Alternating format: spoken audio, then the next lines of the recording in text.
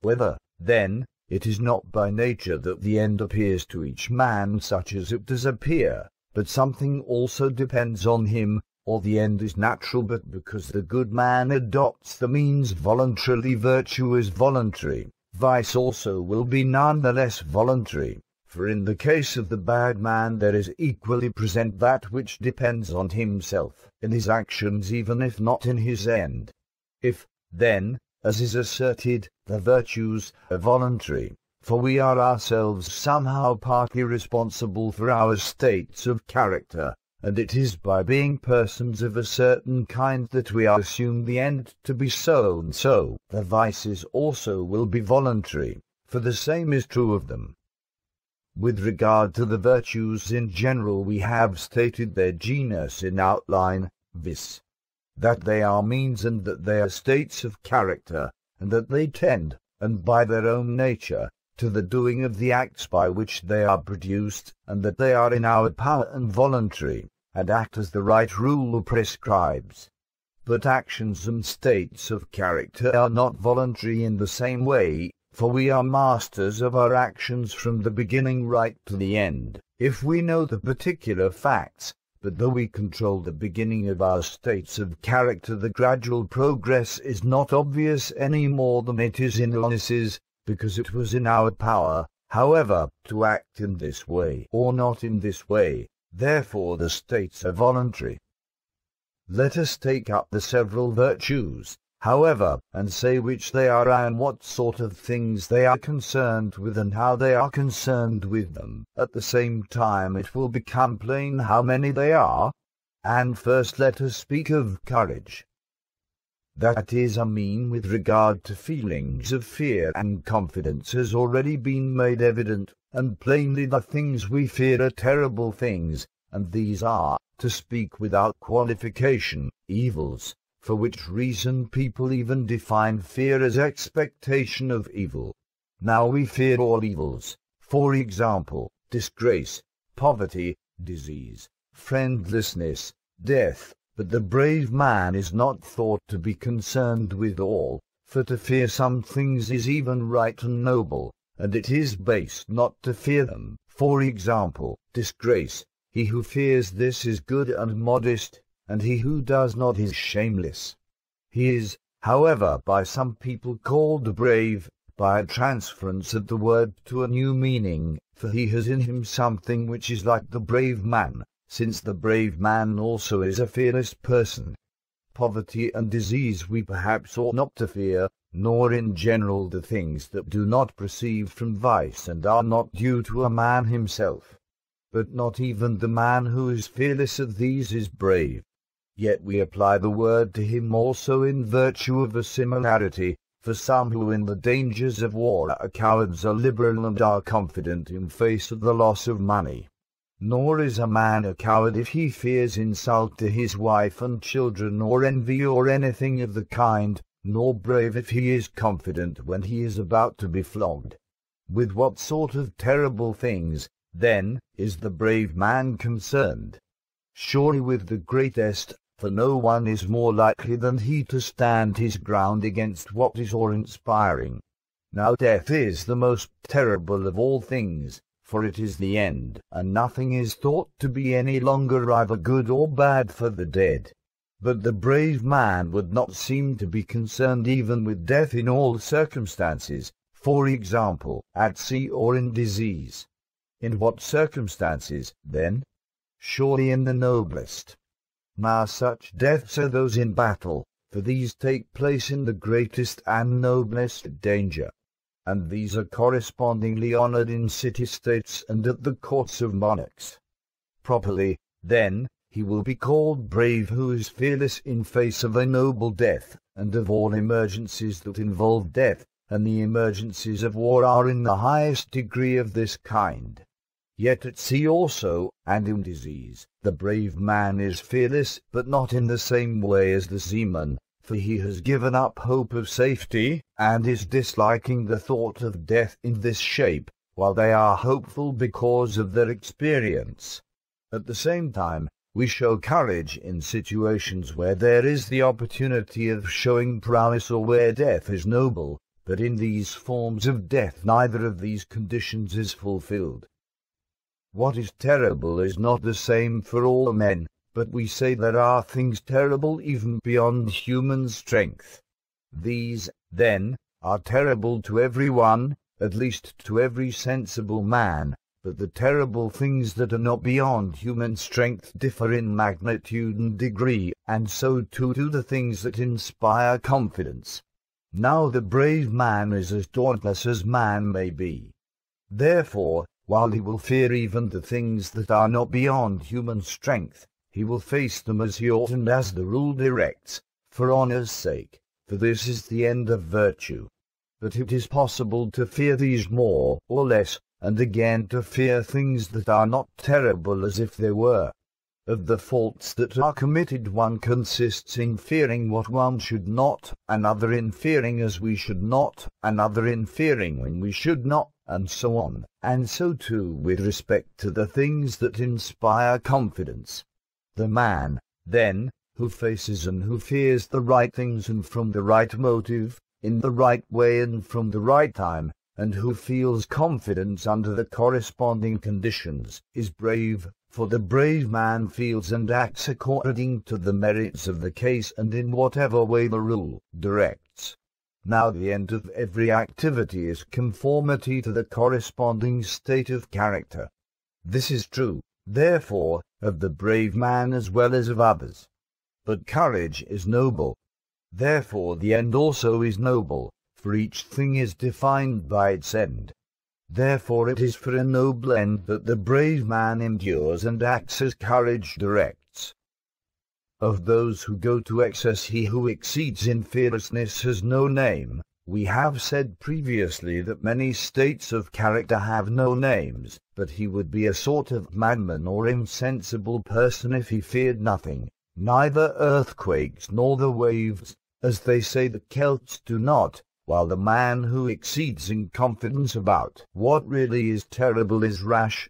The rash man, however, is also thought to be boastful and only a pretender to courage, at all events, as the brave man is with regard to what is terrible, so the rash man wishes to appear, and so he imitates him in situations where he can. Hence also most of them are a mixture of rashness and cowardice, for, while in these situations they display confidence, they do not hold their ground against what is really terrible. The man who exceeds in fear is a coward, for he fears both what he ought not and as he ought not, and all the similar characterizations attached to him. He is lacking also in confidence, but he is more conspicuous for his excess of fear in painful situations. The coward, then, is a despairing sort of person, for he fears everything. The brave man, on the other hand, has the opposite disposition, for confidence is the mark of a hopeful disposition.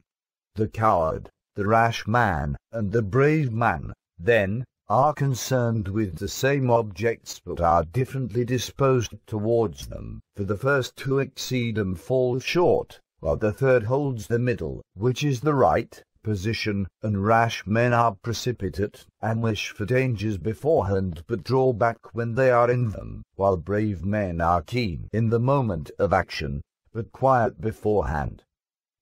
As we have said, then, courage is a mean with respect to things that inspire confidence or fear, in the circumstances that have been stated, and it chooses or endures things because it is noble to do so, or because it is base not to do so. But to die to escape from poverty or love or anything painful is not the mark of a brave man, but rather of a coward, for it is softness to fly from what is troublesome, and such a man endures death not because it is noble but to fly from evil. Courage, then, is something of this sort, but the name is also applied to 5 other kinds. First comes the courage of the citizen soldier, for this is most like true courage. Citizen soldiers seem to face dangers because of the penalties imposed by the laws and the reproaches they would otherwise incur, and because of the honors they win by such action, and therefore those peoples seem to be bravest among whom cowards are held in dishonor and brave men in honor. This is the kind of courage that Homer depicts, for example, in Iliad and in Hector. First will Polydamas beat a heap reproach on me then. And for Hector one day amid the Trojans shall utter his vaulting harangue. Afraid was Tydides, and fled from my face. This kind of courage is most like to that which we described earlier, because it is due to virtue, for it is due to shame and to desire of a noble object, that is, honor, and avoidance of disgrace, which is ignoble. One might rank in the same class even those who are compelled by their rulers, but they are inferior, inasmuch as they do what they do not from shame but from fear, and to avoid not what is disgraceful but what is painful, for their masters compel them, as Hector does. But if I shall spy any dastard that cowers far from the fight, vainly will such an one hope to escape from the dogs. And those who give them their posts and beat them if they retreat, do the same, and so do those who draw them up with trenches or something of the sort behind them. All of these apply compulsion.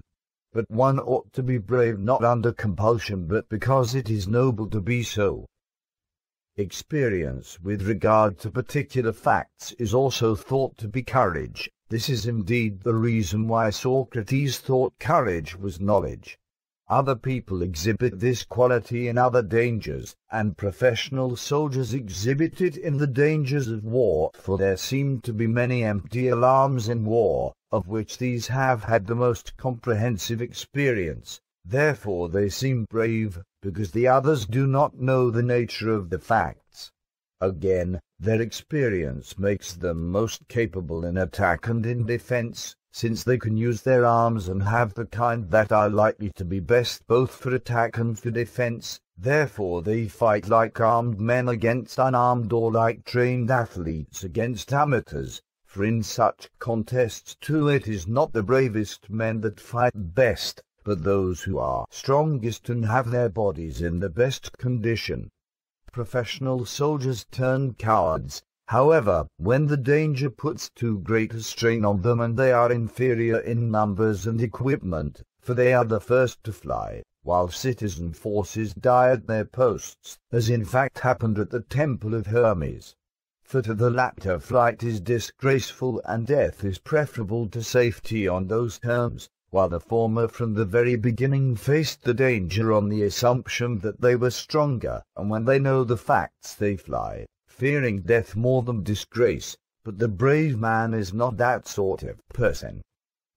Passion also is sometimes reckoned as courage. Those who act from passion, like wild beasts rushing at those who have wounded them, are thought to be brave, because brave men also are passionate. For passion above all things is eager to rush on danger, and hence Homer's put strength into his passion and aroused their spirit and passion, and hard he breathed panting and his blood boiled.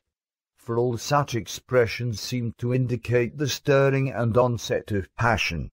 Now brave men act for honor's sake, but passion aids them, while wild beasts act under the influence of pain, for they attack because they have been wounded or because they are afraid, since if they are in a forest they do not come near one. Thus they are not brave because, driven by pain and passion, they rush on danger without foreseeing any of the perils, since that trait even asses would be brave when they are hungry, for blows will not drive them from their food, and lust also makes adulterers do many daring things. Those creatures are not brave, then, which are driven on to danger by pain or passion. The courage that is due to passion seems to be the most natural, and to be courage if choice and motive be added. Men, then, as well as beasts, suffer pain when they are angry, and are pleased when they exact their revenge. Those who fight for these reasons, however, are pugnacious but not brave, for they do not act for honor's sake nor as the rule directs, but from strength of feeling. They have, however, something akin to courage. Nor are sanguine people brave, for they are confident in danger only because they have conquered often and against many foes. Yet they closely resemble brave men, because both are confident, but brave men are confident for the reasons stated earlier, while these are so because they think they are the strongest and can suffer nothing. Drunken men also behave in this way. They become sanguine. When their adventures do not succeed, however, they run away, but it was the mark of a brave man to face things that are and seem terrible for a man, because it is noble to do so and disgraceful not to do so. Hence also it is thought the mark of a braver man to be fearless and undisturbed in sudden alarms than to be so in those that are foreseen, for it must have proceeded more from a state of character, because less from preparation. Acts that are foreseen may be chosen by calculation and rule, but sudden actions must be in accordance with one's state of character. People who are ignorant of the danger also appear brave, and they are not far removed from those of a sanguine temper, but are inferior inasmuch as they have no self-reliance while these have. Hence also the sanguine hold their ground for a time, but those who have been deceived about the facts fly if they know or suspect that these are different from what they supposed, as happened to the Argives when they fell in with the Spartans and took them for Sicilians. We have, then, described the character both of brave men and of those who are thought to be brave. Though courage is concerned with feelings of confidence and of fear, it is not concerned with both alike, but more with the things that inspire fear, for he who is undisturbed in face of these and bears himself as he should towards these is more truly brave than the man who does so towards the things that inspire confidence. It is for facing what is painful, then, as has been said, that men call brave. Hence also courage involves pain, and is justly praised, for it is harder to face what is painful than to abstain from what is pleasant. Yet the end which courage sets before it would seem to be pleasant, but to be concealed by the attending circumstances, as happens also in athletic contests, for the end at which boxers aim is pleasant, the crown and the honours, but the blows they take are distressing to flesh and blood, and painful, and so is their whole exertion, and because the blows and the exertions are many, the end, which is but small, appears to have nothing pleasant in it. And so, if the case of courage is similar, death and wounds will be painful to the brave man and against his will, but he will face them because it is noble to do so or because it is base not to do so. And the more he is possessed of virtue in its entirety and the happier he is, the more he will be pained at the thought of death, for life is best worth living for such a man, and he is knowingly losing the greatest goods, and this is painful. But he is none the less brave, and perhaps all the more so, because he chooses noble deeds of war at that cost. It is not the case, then, with all the virtues that the exercise of them is pleasant, except in so far as it reaches its end. But it is quite possible that the best soldiers may be not men of this sort, but those who are less brave but have no other good, for these are ready to face danger, and they sell their life for trifling gains. So much, then, for courage. It is not difficult to grasp its nature in outline, at any rate, from what has been said. After courage let us speak of temperance, for these seem to be the virtues of the irrational parts. We have said that temperance is a mean with regard to pleasures, for it is less, and not in the same way, concerned with pains. Self-indulgence also is manifested in the same sphere. Now, therefore, let us determine with what sort of pleasures they are concerned.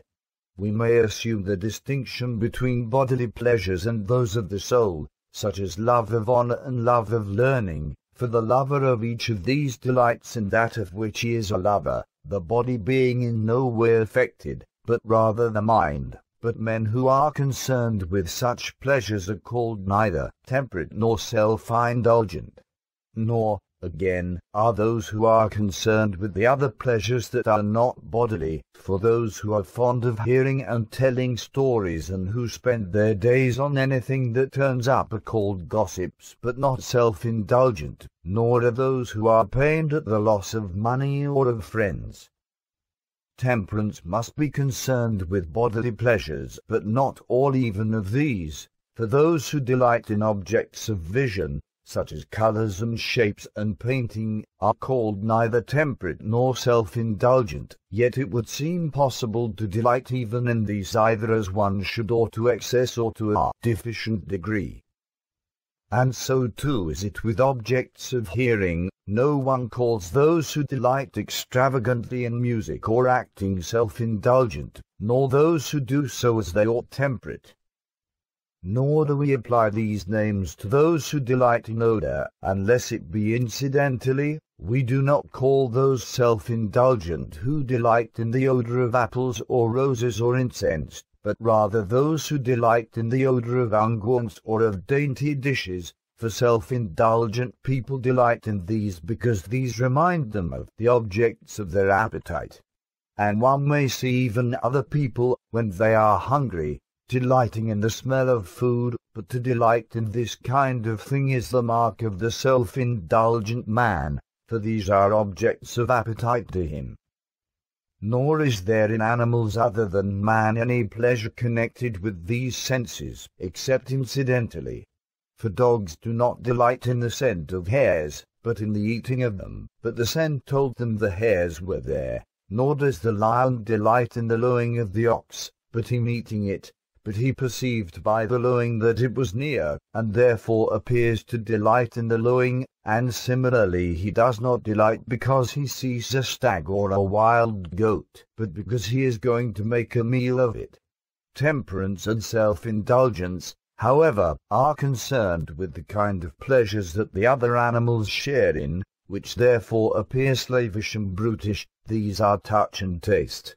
But even of taste they appear to make little or no use, for the business of taste is the discriminating of flavors, which is done by wine tasters and people who season dishes, but they hardly take pleasure in making these discriminations, or at least self-indulgent people do not, but in the actual enjoyment, which in all cases comes through touch, both in the case of food and in that of drink and in that of sexual intercourse. This is why a certain gourmand prayed that his throat might become longer than a crane's, implying that it was the contact that he took pleasure in. Thus the sense with which self-indulgence is connected is the most widely shared of the senses, and self-indulgence would seem to be justly a matter of reproach, because it attaches to us not as men but as animals. To delight in such things, then, and to love them above all others, is brutish. For even of the pleasures of touch the most liberal have been eliminated, for example, those produced in the gymnasium by rubbing and by the consequent heat, for the contact characteristic of the self-indulgent man does not affect the whole body but only certain parts.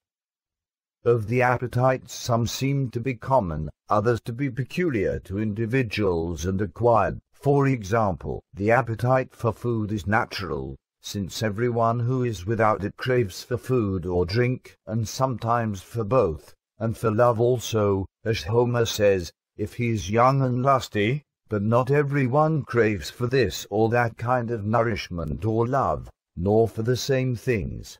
Hence such craving appears to be our very own. Yet it has of course something natural about it, for different things are pleasant to different kinds of people, and some things are more pleasant to every one than chance objects.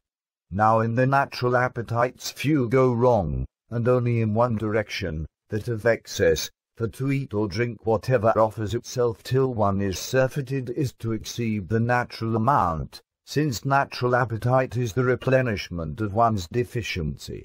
Hence these people are called beligods, this implying that they fill their belly beyond what is right. It is people of entirely slavish character that become like this. But with regard to the pleasures peculiar to individuals, many people go wrong and in many ways.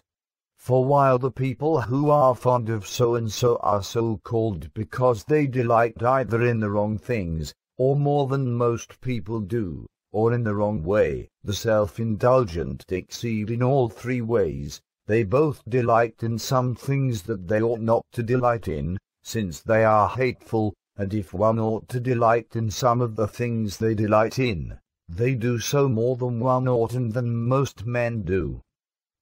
Plainly, then, excess with regard to pleasures is self-indulgence and is culpable. With regard to pains one is not, as in the case of courage, called temperate for facing them or self-indulgent for not doing so, but the self-indulgent man is so called because he is pained more than he ought at not getting pleasant things, even his pain being caused by pleasure, and the temperate man is so called because he is not pained at the absence of what is pleasant and at his abstinence from it.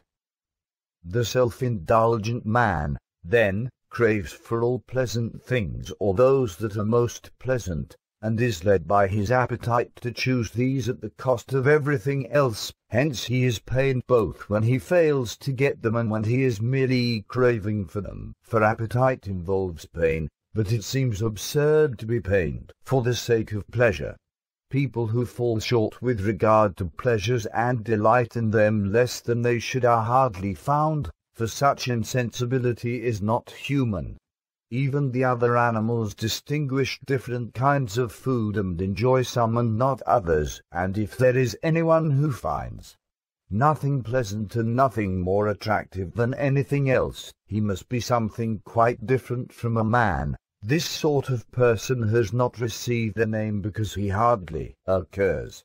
The temperate man occupies a middle position with regard to these objects, for he neither enjoys the things that the self-indulgent man enjoys most, but rather dislikes them, nor in general the things that he should not, nor anything of this sort to excess, nor does he feel pain or craving when they are absent, or does so only to a moderate degree, and not more than he should, nor when he should not, and so on. But the things that, being pleasant, make for health or for good condition, he will desire moderately and as he should, and also other pleasant things if they are not hindrances to these ends, or contrary to what is noble, or beyond his means.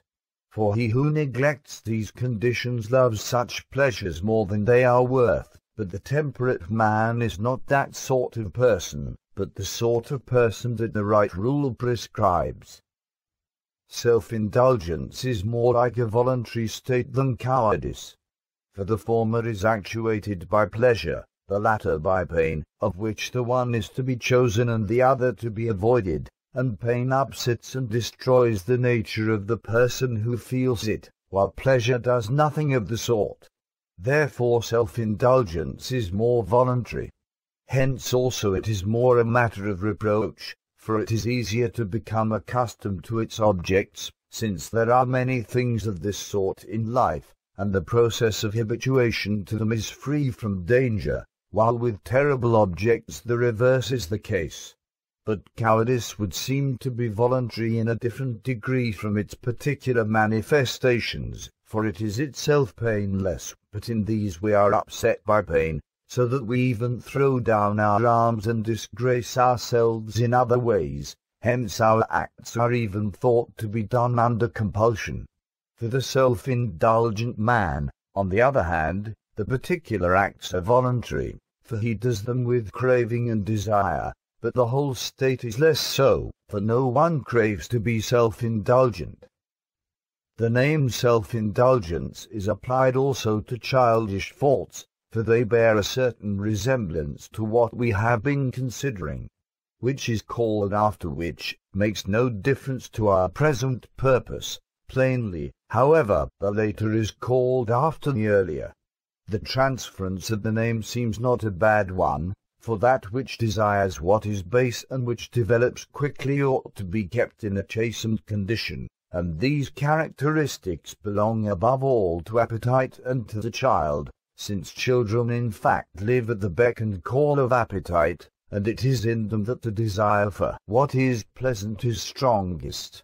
If, then, it is not going to be obedient and subject to the ruling principle, it will go to great lengths, for in an irrational being the desire for pleasure is insatiable even if it tries every source of gratification, and the exercise of appetite increases its innate force, and if appetites are strong and violent they even expel the power of calculation. Hence they should be moderate and few, and should in no way oppose the rational principle, and this is what we call an obedient and chastened state. And as the child should live according to the direction of his tutor, so the appetitive element should live according to rational principle. Hence the appetitive element in a temperate man should harmonize with the rational principle, for the noble is the mark at which both aim, and the temperate man craves for the things he ought, as he ought, as when he ought, and when he ought, and this is what rational principle directs. Here we conclude our account of temperance.